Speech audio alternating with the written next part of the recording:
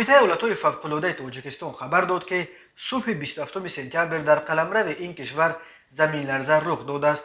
شدت زمین لرزه در مرکزش 380 کیلومتری جنوب شرق شهر دوشنبه و 45 کیلومتری شرق کول سریز طبق جدول ریختر 5 بال را تشکیل داده.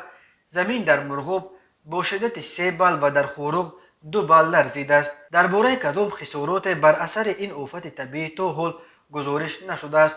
کمیته ایالت‌های فوق‌العاده تاجیکستان همچنین با تکیه به معلومات اگنتی آب و هواشناسی خبر داد که تا 29 سپتامبر در قلمرو ولایت ختلان، سوغد، نواحی تابع جمهوری و قسمت غربی ولایت مختار کوهستان بدخشان خاکباد در نظر داشته شده است. همچنین کمیته ایالت‌های فوق‌العاده یادآور می‌شود که در قسمت غربی ولایت مختار کوهستان بدخشان در بعضی ناحیه‌های کوهی تابع مرکزی و ولایت سوغد بر اثر آب شدن پیریخ‌ها آمدن سیل‌ها از احتمال دور نیست.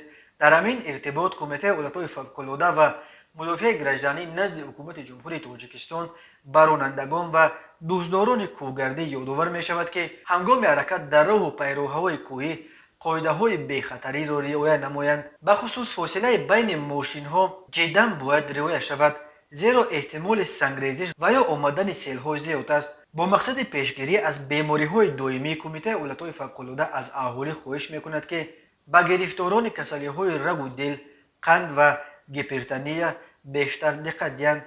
در صورت رخ دادن یگان حادثه فوق‌العاده به کمیته ایالت‌های فوق‌العاده زنگ زنید.